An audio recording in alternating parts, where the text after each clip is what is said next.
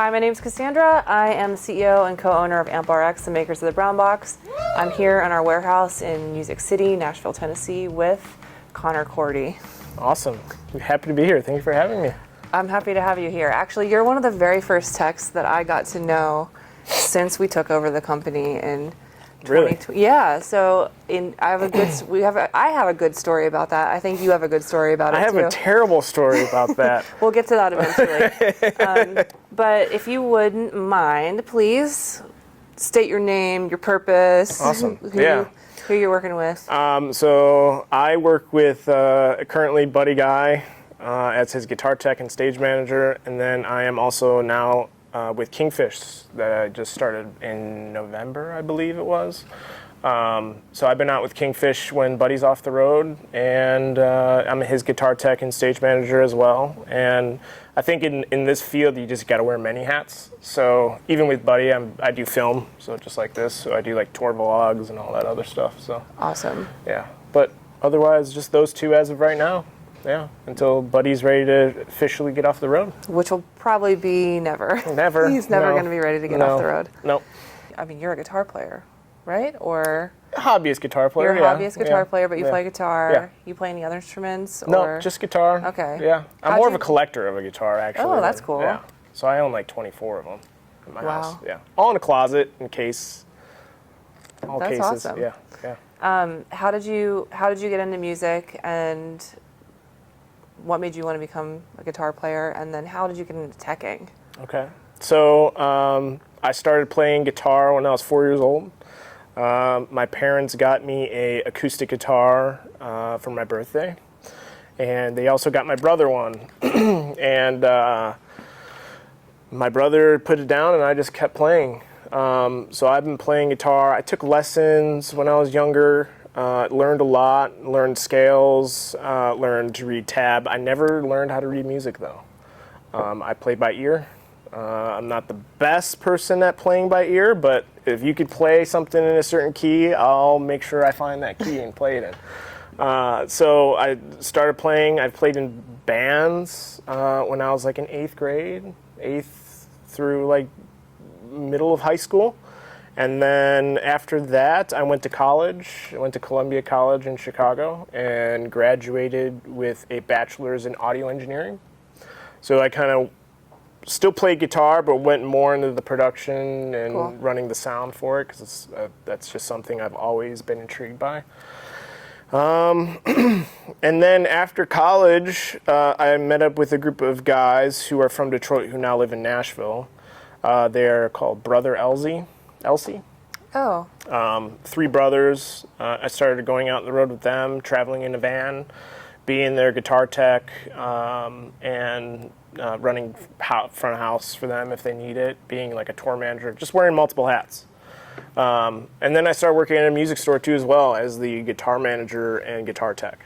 So I was selling anywhere from Gibsons to Fenders to Martins to Taylors to Rickenbacker, Orange amps, Fender amps, Boogie amps. I mean, anything you name it would come in, used, new. I'd go through the inventory, make sure we have everything that we need, sell the guitars. So I'd have to learn about each wood, which pickups, all electronics, all that stuff. So it's a lot. It's a lot. Yeah. And then once the old guitar tech kind of like stepped down, I started fixing guitars and learning the ins and outs of them. I would go to classes for Taylor, for Gibson, for Fender, for Martin, and just learn about the instrument and how they put it together, what woods they use, what pickups they use, all that stuff.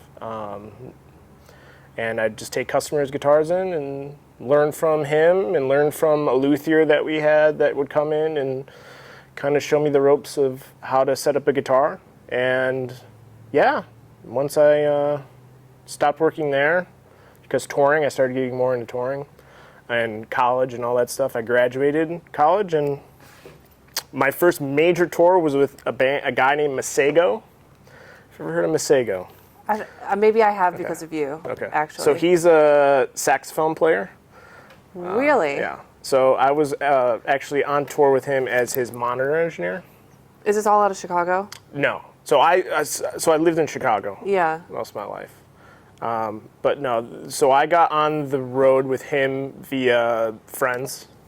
They needed a monitor engineer. So I said, okay, well, I went to school for it. You can definitely get on the road and try it. First major tour, bus, Yeah. Trailer, unloading, doing all that stuff, and then setting up and ringing out monitors and doing all that. Yeah.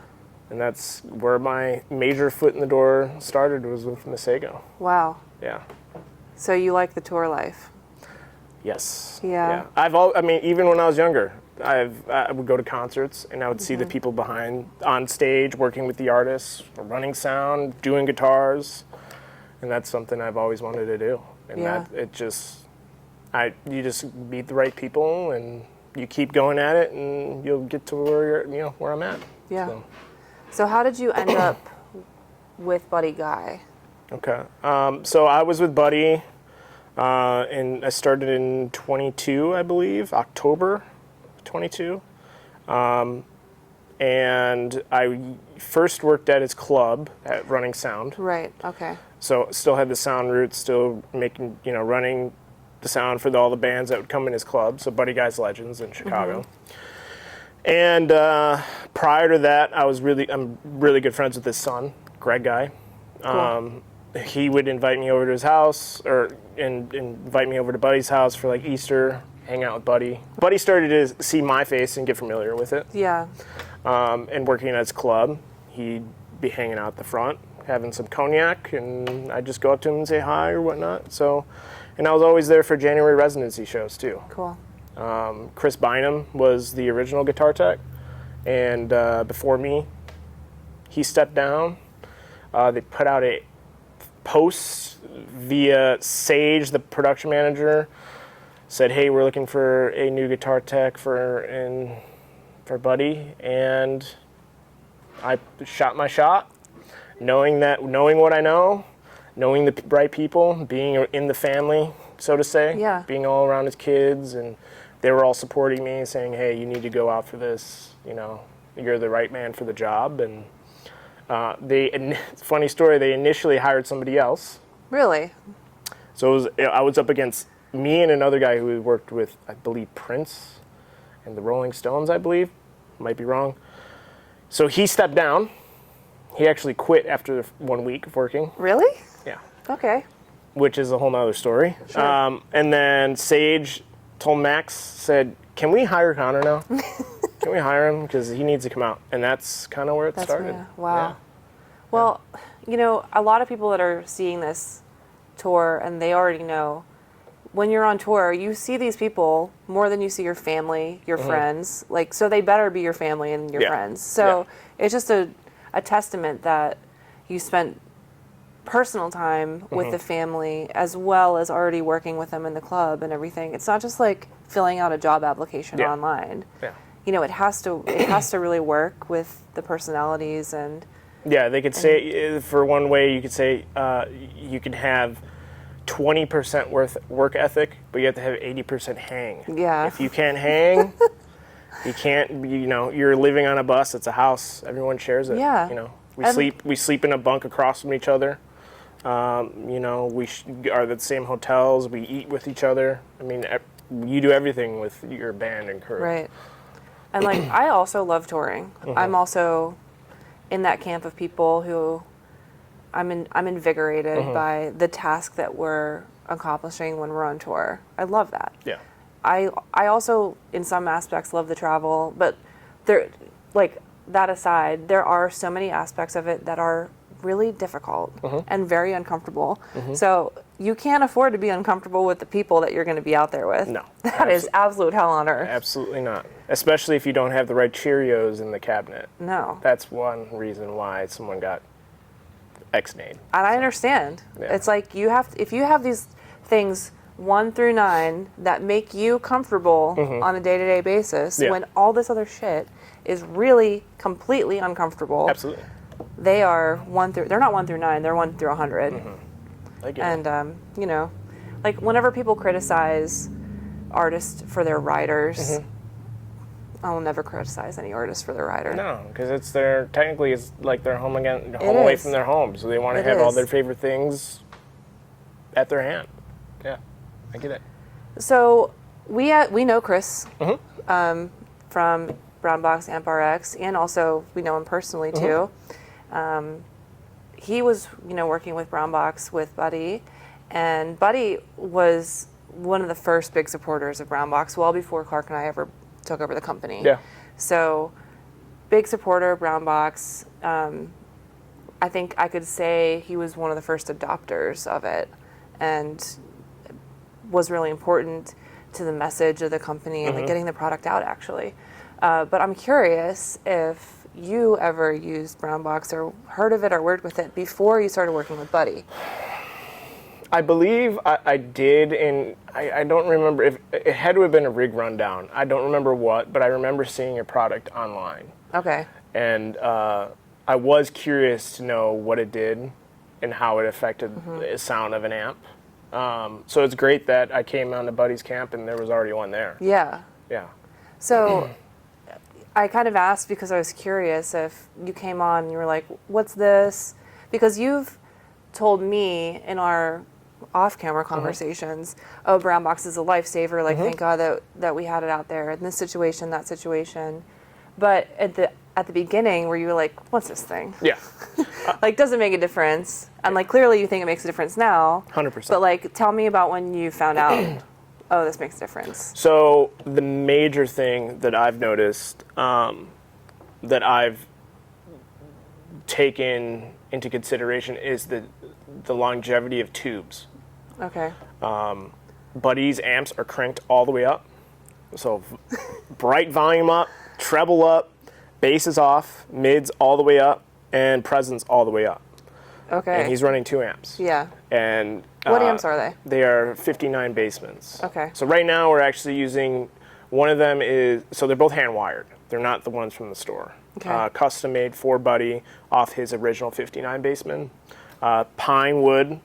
One of them is made off the cabinets that his mom used to go to when Buddy was younger. Really? In Wetsworth. Yep. So Wow. they took the wood off the cabinet, put that as the surrounding wood, and then the other one is just regular pine, but all hand wired, and yeah, it sounds incredible. But it is a lifesaver to have BrownBox because you'll get to some venues and some of the voltages will be 120, 125, 124, 121, anywhere around that range. And Buddy's amps are screaming. Right. They're just like totally dialed out. Crazy. So them being so loud, the tubes tend to go out super fast at super high voltages, from what I've experienced. Especially if he's only playing for an hour or whatnot, but he's really playing the hell out of the guitar. Yeah. Another thing is like fuses. If you're at a venue and the power's crazy, and let's say the air conditioning kicks on or something, and that your amps are plugged into a certain circuit, and both the amps go out just because an air conditioning thing. It doesn't happen when you're on the BrownBox, especially with both amps. A fuse might blow on one of them if you just plug straight into an outlet, but if both of them go out, you're rushing around to find 2 fuses to put in the amps just because you're plugged into a specific outlet. Oh my gosh. Yeah. So it's a lifesaver too, because let's say for any reason the fuse blows out the BrownBox. It's Right. one fuse that you gotta change. Right. It doesn't harm the amps because the amps are running through that, so you're not directly into the power from the stage. Which is great. I mean, it's fantastic. And then the tone. I mean, there's a sweet spot. Right. So what's Buddy's magic number? So 117 is his favorite number. Okay. Yes. And you can feel.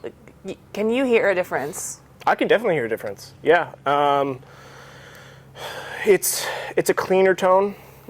Doesn't distort as easily, if that's the best way to put it.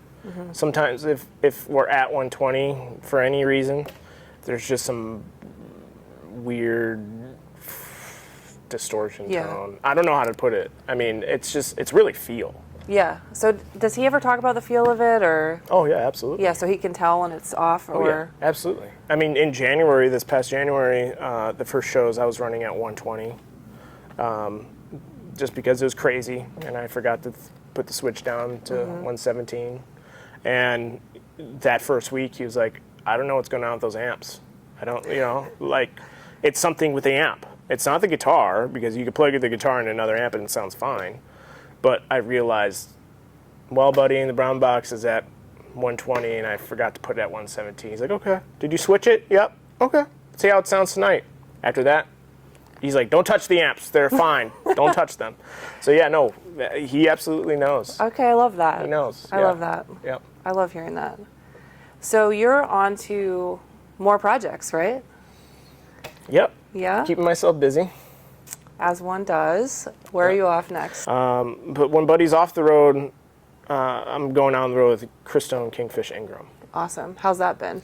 Fantastic. I mean, he's one hell of a player. Yeah. That's for sure. He's an incredible, humble human being. I mean, it's a great person to be around. Start with the last of the living legends to the current living, to the up-and-coming living legends. Right. I'd say. Yeah. He's really making a mark Yeah. for himself in a really extraordinary way. Yeah. And it's not just strictly blues. It's more, you can go and he listens to the gospel and funk and R&B. So it's a blues fusion, so to say. Yeah. But he has blues roots, Clarksdale, Mississippi. So that's his foundation is blues, definitely. He's a lifer. Playing. Yeah, for sure. He's a lifer. For sure. But yeah, no, Kingfish is incredible. His tone is crazy good. Yeah. He runs with a twin reverb and also a DeVille. Okay. I've just recently started getting him on like a Buddy rig where he's using 2 amps. Okay. Now. So he's using the DeVille and a twin, but his volumes aren't crazy loud. I mean, he usually runs it at like 6, 5 maybe on the twin and the DeVille. Just trying to get the levels, but yeah, definitely need to get a BrownBox for that. Yeah, I know. That's on the list. Definitely need to get a BrownBox for that. Yeah. I met him. In India briefly, and he was very, very nice. First of all, his show was awesome. Oh, incredible. The shows look absolutely incredible, and meeting him was really nice. But yeah, well, that's easy. We'll get that set up. Yeah. But I'm interested to see how he likes it. Yeah. Have you talked to him about it? Absolutely. Yeah, Okay. 100%. So I told him, I said, hey, like, we need to get BrownBoxes. This, like, the tone you're getting in all these different venues, it just varies because obviously the voltage. So we need to have we need to go through. We need to have you play at sound check. I could turn the voltage to a certain, if you find a sweet spot, we'll keep it. Right. And that's it. That's your number. Whereas, with Buddy, he doesn't do sound checks. Right. So I have to be the person to It's dialed in now too. Yeah, exactly. It's been dialed in. But he definitely wants to try it. That's for sure. Cool. I think you bring up a good point about experimentation too. Like, people ask all the time, well, how do I use it? Like, what do I do? Like, how do I know what voltage to set my amp at? It's like, okay, well, there are some general guidelines. Like, not more than 120. Of course. Number one. But then after that, it's like, you have to sit down and play. Yeah. And you'll feel a difference. Oh, yeah. But it requires you, it's more about how it makes you feel when you're playing, how it responds, the tone that you're getting, and then, not to be like totally woo-woo about it, because there is science. We do talk about the science here and everything, but it is like, how do you feel when you're playing it? Yeah. And like you said, it's going to be him sitting down at sound check and trying being like, it out. that's it. And then you'll know, and then that's what you'll be able to dial in all the time. Yeah. Because it really does change venue to venue. I mean, I personally do not trust plugging directly into an outlet at any venue. I have to put the amps through a BrownBox because I don't feel comfortable. There's some like feeling that I get that's like, if you don't plug this in, those amps are going to explode. And no, seriously, like, that's my feeling. If I don't have a BrownBox with the amps, something will happen to the amps. Yeah, in the middle of the show. Yeah, in the middle of the show, or, the next show. Something might happen with the tubes or the fuse, or worst comes to worst, a capacitor or a resistor. Yeah, inside then of you it. really. Then I'm screwed. Yeah. You know, I already had to fix. There was one of the amps that we have on the road, the bias capacitor on it, and I don't know if that's because that amp was left in storage, and before that they just plugged it into an outlet, and maybe something happened. Right. But who knows? But Right. I do not feel good without a BrownBox. I love hearing that. 100%. I can't go. And honest, 100%. I can't go without one. I love that. I love hearing that. There's some feeling. I don't know how to explain it. It's not good. No. You want to avoid it. No. A tech needs to have one in their arsenal. That's for sure. What's the craziest voltage that you've seen in one of these places? 129 in the U.S. Yeah. Yeah. If I didn't put it through that, it probably would have climbed to 130, 135, maybe. It's crazy. I mean, some of these, especially old theaters. Yeah. Old theaters are the worst. Sometimes they throw you in the same power as lights. Right. You know, so or the audio. Most of the time, it's audio, but there might be some venue where they don't have that option. Or the air conditioning. Or the air conditioning, exactly. And that kicks on, and you're screwed. Yeah, that's not a place you want to be on stage. Not on your As a side tech? of the stage. No. No, especially as an artist. I mean, you're trusting your tech. Yeah, it's a lot of responsibility for you. Yeah, it is, and I want to make sure. Tremendous. I want to make sure, as my job, to make sure the artist is comfortable. Yeah. And make sure that nothing goes wrong, and I check off all the boxes before that artist gets on stage. Yeah. And one of the boxes is the BrownBox set to a certain number and turned on. Right. Yeah. Wow. So you mentioned this terrible feeling that an amp is going to explode if you don't use the BrownBox. So has that ever happened to you? Has an amp ever caught fire on you? Has it ever actually exploded? Like any horror story with pyrotechnics type of dramatic? No, nothing like that, but the fuses have blown on both amps. At the same time? At the same time. In the middle of the show? Multiple times. Yes. How's that go? What's that like? It's not scary, but it's adrenaline rush. Like, okay, well, the amps are on, but they're in the on position, but they're not on. Yeah. So what else is plugged into that same outlet? Is that stuff off? Yeah, the wireless unit with the guitars is also turned off. So you just have to, cut through the stages as fast as you can, check off all the boxes, and it's the power. So, the amps blew fuses, and you just got to get the same fuse and pop them in there, and it'll turn on, and then it might pop again.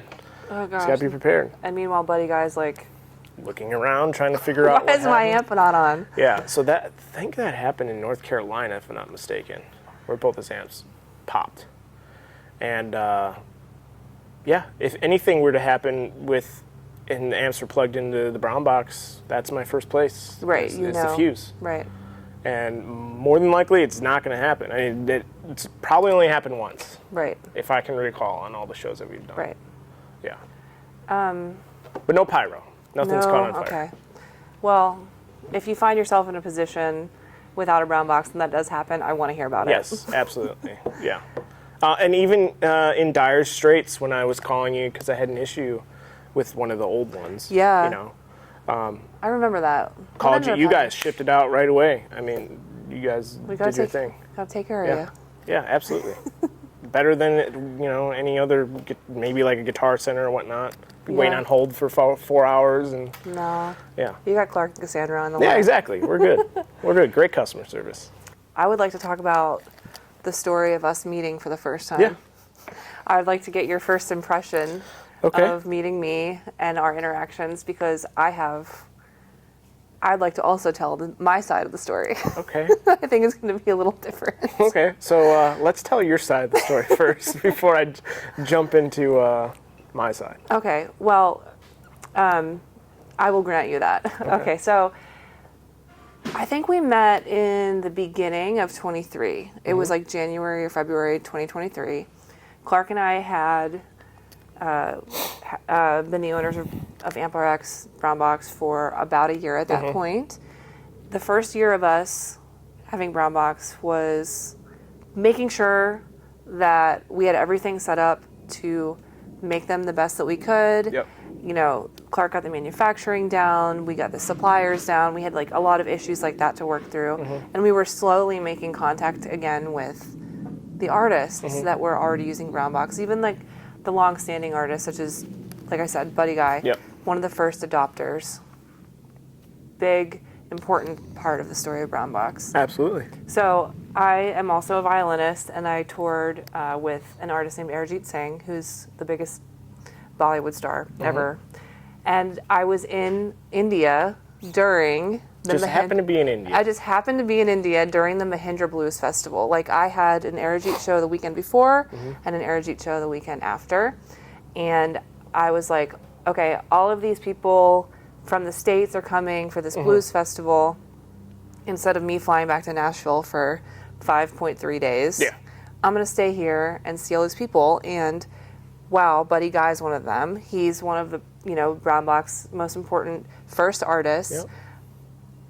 I'm going to connect with them and make sure that the current tech knows that we're here, that we're available to help and whatever.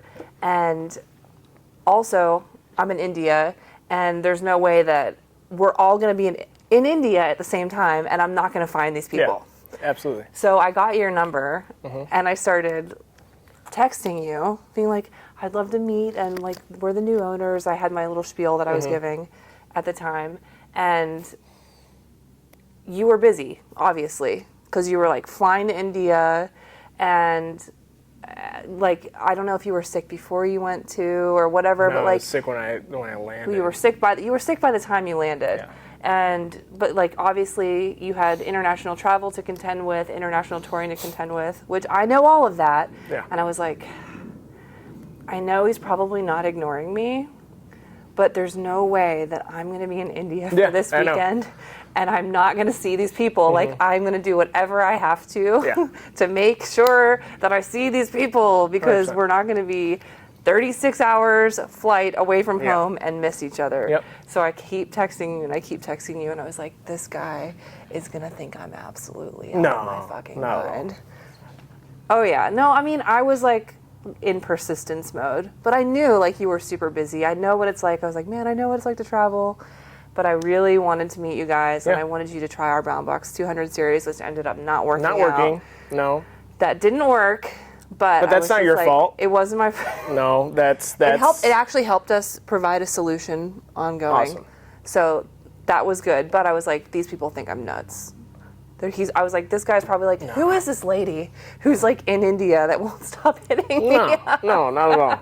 You were a lifesaver. Well, no. Up until the moment that you needed medication, I was like, this guy thinks I'm nuts. And I was like, okay, no, I can help him. No, absolutely not. No, yeah. And you're like, why are you here? Everybody is like, why are you here? The fact that our worlds collided, so to say, in a totally different part of the world. This is so crazy. There's no more of a random place in the world that our worlds could collide. A company out of Nashville, I'm meeting the owner of it in India. So. And I'm like, I've stayed at this hotel. Just meet me in the lobby. Yeah. Like, you knew. That was your second home. It was, it was, and it was really fun to go to the festival and see everybody play. I got to meet the whole band. Yeah, got to hang out with us. I got to hang out with everybody. See Taj Mahal up in the front barricades and all that stuff. You got me the VIP pass. Yeah, you had to. I mean, she's like the lifesaver over here. But saved my health and saved the Amp's life. So I felt really embarrassed because, like, oh my God, like I said, oh my God, this guy thinks I'm nuts. She like won't stop hitting me up about meeting. But then you were suffering. Yeah. So here's my side of the story. Okay. I'll start with that. I was like, okay. Of the suffering part. Okay. So I landed believe this was in February. So I landed in Mumbai. This was in Mahindra Blues Festival in Mumbai. We landed, and I had a terrible sinus infection. And it wasn't just like pressure in your face. It was the worst sore throat that I've ever had in my life. And landing there and being in the pollution, it did not help whatsoever. No. So, so I was extremely just fatigued. I had a fever. I had, pain in my face, in my ears, and my throat. I was just miserable. And you landed and you had 600 text messages from this number. No, not even. So when I landed, I realized I only had a certain amount of medications, and I didn't bring the type that would help with sinus infection, whether it be sinus Tylenol or anything of that nature, Benadryl. Well, the only American that I know that would be in India had those medications. I did. I was like, I got you. Yeah. I mean, like literally anything. When we were on stage, I was feeling nauseous because of funny story, the haze in the room wasn't moving, and it was a carpeted stage, and it was really hot, and I felt super nauseous and sick. Might have not helped that I took medicine beforehand, which was probably Sudafed, I think, or something, on an empty stomach, by the way. So I was like, do you have any Pepto? He was texting me from I'm stage. like, do you have Pepto? Yeah, I have some. Okay, I need that. Literally almost passed out and threw up all over the place. But no, lifesaver, incredible. No. You brought the Eurobox, the Yeah. BrownBox, which didn't work because the amps we had the Indian outlets. So a little update on that. AmpRx was previously manufacturing what was called the Eurovolt, and that's what you saw, the blue Eurovolt box, somewhere around there. So we decided to sunset the Eurovolt and bring back the BrownBox 200 series. Awesome. So like through that experience of actually talking to you, talking to the band, that's one of the times that I realized I'm holding this Eurovolt and I'm just saying to you, yeah, it's blue, don't worry about it. It's actually a BrownBox. It's just a BrownBox for 220 volts. Yeah. So over and over again, I had to say, yeah, it's a BrownBox. So we were like, you know what? We're going to reprint this. Yeah, it's going to be a BrownBox 200 series. Like, why? It doesn't have to be in Europe. It doesn't. We were in India, right? Yeah, we were in India. It's for Australia. It's for Brazil. Europe. It's for anywhere. Yeah. That's 220, 240, which is like most of the world. Yeah. And I'm just saying to everybody, don't worry about it. It's a BrownBox. It's just blue. So we re-released it as that. And what happened with you guys was that the amps were hardwired. Yeah. The basement, the 59 basements don't have the IEC, so it's hardwired, and they had the Indian outlet. Yeah, and so we were like, we have these special cables that are supposed to be male IEC to female IEC that are for the BrownBox 200 series to accommodate for all the different countries that have different plugs. Like you can't just have, we can't release a BrownBox for every single country, right? So we have a special type of plug that we provide with the BrownBox 200 series. That's a male to female IEC that you use with your amp. Or if it's hardwired, which I was like, yeah, there's going to be a large percentage of amps out there, whether it's because of their basements or because of just the era that they were released in. Most, if not most of the tube amps nowadays are still hardwired. Right. Unless you get to like a Tone Master, which is not a tube amp, but they have the IEC kit up there. Like a multi-plug adapter now that we found because of that. Okay. And I was like ferociously trying to find one that so day. Here's my question. As a technician going to travel with the BrownBox overseas and dealing with an amp that is hardwired, are you going to just make the outlet, the IEC cable coming out of the BrownBox a specific plug? Or are you going to have the plug-ins on the BrownBox, the outlets on the BrownBox itself, a different orientation? So Or are you just going to have the adapter? We're going to have the adapter. We provide an adapter and a male to female IEC. So the adapter is for if you have a hardwired amp, and the plug adapter is for if you have a hardwired amp. And the male to female IEC is if you have one that's not hardwired. Okay. And then, but the power supply powering the BrownBox does have to be location specific. Yeah. So that's just an IEC inlet. And I think, if you're touring overseas and you're somewhere like usually Europe, have a transformer. Yeah. No, so this is for if you don't have a transformer. This is for if you're touring overseas with a 220 volt power section amp getting 220 volts out of the wall. But most of those countries have power strips that have the multi-plug adapters in the power strip. That's what it looks like if you have a hardwired. Okay. And this accommodates most countries. Okay.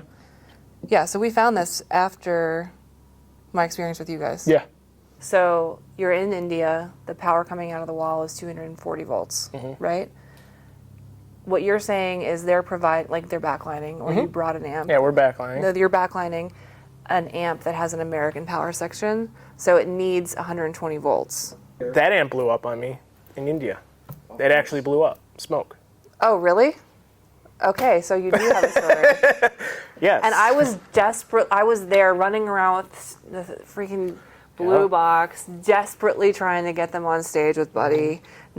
This thing was not in our existence yet, and you wouldn't have blown that amp up. Nope. So what happened? I went through an amp. So I don't know. They gave us terrible, crappy amps in India. And of course, they're going to have an American amp in India, American-made amp in India. European power, or 220 power section. And it's just, the chassis of it's just so loose. The tubes were just so dusty. Like, it must have been stored in some attic somewhere or something. Or just a terrible backline company. And it just literally, poof. I saw smoke from the back of it. Poof. And I said, okay, there goes one amp. So I ran out there. Thank God I had another one right behind it. I took that, put that in front. And thankfully that worked. But at that same time, Buddy also broke a string. So I was like... And you were texting me for Pepto. Yes. So... Yeah, but no, yeah. So I didn't have a BrownBox or a BrownBox 2. I tried, but that's how you You'll learn. And the whole process of us, taking over the company is just every day is a new learning experience, right? And that was an important one for me to be like, we need this, because you can't think of everything, right? Sometimes it only comes to you whenever you're in that situation, desperately trying to get a BrownBox on stage for Buddy Guy, and the plug doesn't work, and you're like, the missing piece, literally. Yeah. But so would you have? So let's say I bring this to India. Would you have this and a cable that would go? Yeah. So everything would have to be Indian outlet related, right? What you would have would be a IEC cable to power this that would have an Indian plug on the end. Or maybe a UK one, because a lot of the times they do have multi-plug power. I saw that. Yeah, they do that a lot. I would give you this, and I would give you this just in case you have an amp that's not hardwired. Awesome. Yeah, absolutely. And so it's like, maybe not the most ideal thing to have another accessory. But to have it and to not have it is, you're better off having it than not have it. That's for sure. And get multiples of them if you go overseas. But it does make it really versatile, though, because, this can be used in so many different countries. This allows for versatility instead of being like, okay, this is the Australian BrownBox 200. Don't take it anywhere. Yeah. This is the UK version. It makes it versatile and useful for more people. So whenever you're overseas, so you go to Europe, Australia, Asia, right, and South America with Buddy, and you probably will with Kingfish too, right? Yep. Do you have a difficult time finding step-down transformers for your gear in general? Okay, so if you don't ask for one on your rider, your tech rider, you don't get one. Okay. So let's say for some odd reason your production manager doesn't put one down. Like it's a mistake or oversight or something. And then you don't get one. Or it might be hard to say, hey, do you have a transformer? You're getting a 50-50 chance if someone left one from you had a US guy previously before you open up for you that had one. But it's hard to find. Yeah. For sure. And even when you ask, you probably don't get it sometimes. Yeah. That's why for pedals, what I've decided for Kingfish, because he uses a pedal, getting I think it's called Joyo or something, some weird thing. But it's you plug in, it's a 9-volt plugs, or 12 volt maybe, I don't know, didn't check the voltage, but it plugs into an outlet and you charge it.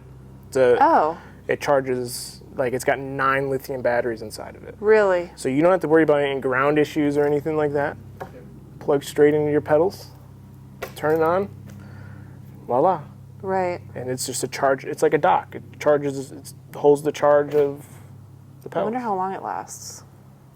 lasted an hour. It lasted a 90-minute set. Yeah, And no then- problem. No. So that's what I rely on. So like, For that stuff. yeah. Yeah. If you're traveling overseas, I would bring one of those. But still, in order to charge it, Yeah, right. you have need do to it. have something that will not make it explode. Right, right. And then you're just done. Yeah.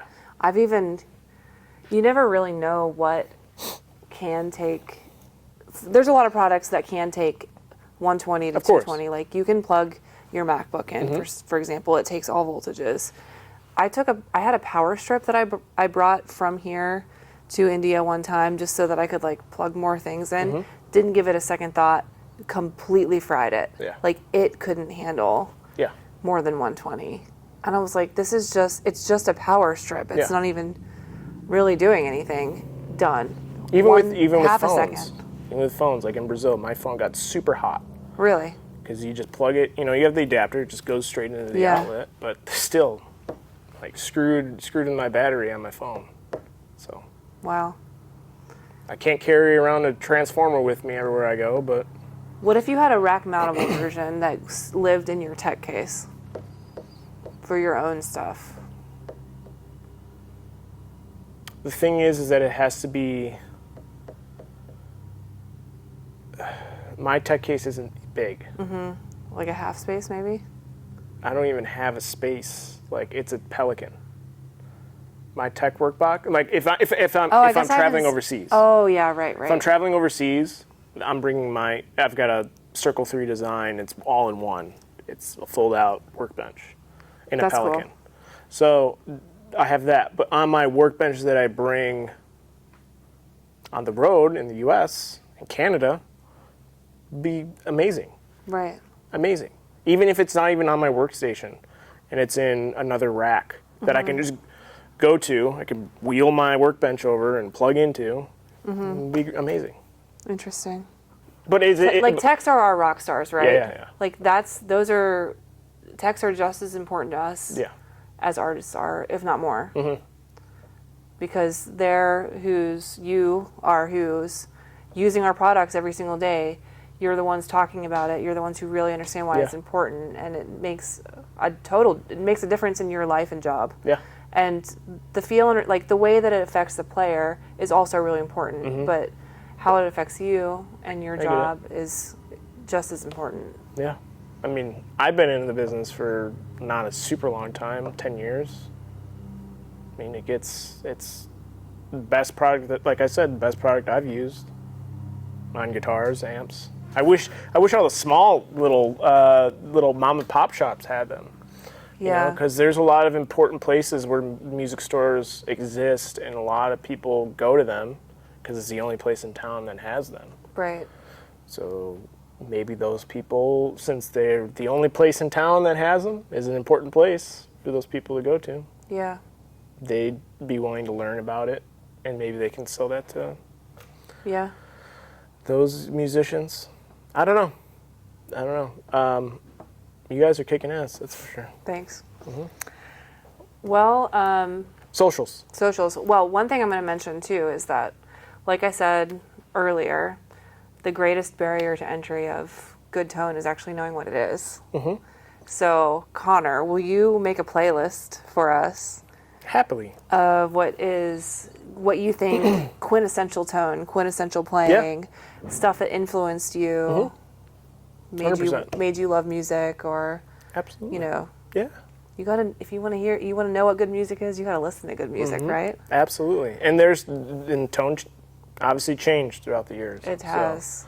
So, you might find some stuff on the playlist that's from very, very long time ago. But then you might find something that's from nowadays. So Yeah, for sure. yeah. Well, Absolutely. it's going to be reflective of you. Cool. So I'll make that's sure I what do a we good want. job then. Okay, so how can we find you? Okay. You can find me on Instagram. So I don't have a Twitter, but you can find me on Instagram at Korte, as in Tom, E. And then Conor Korte, so Connor, Korte on Facebook. YouTube, we are running, I film vlogs for Buddy. So we do Awesome. some tour vlogs. So you can check that out on YouTube, Buddy Guy Tour Vlogs. on YouTube. I think we have like 15 episodes out right now. They're long too. Wow. They're like 35 minutes long. Really? Wow. So I did all the filming and editing for that. You do all too. the editing for that. Do you want to edit this by any chance? No, I got enough projects going on. Yeah, that's really about it. Okay, good. Well, thanks for visiting us. Yeah, and absolutely. like I said, thank you for being one of my first tech friends. Always. BrownBox. Yeah, anytime. BrownBox artists, tech friends. The Appreciate techs- you guys. Absolutely. The techs are our rock stars. So thank you for being part of the family. Always.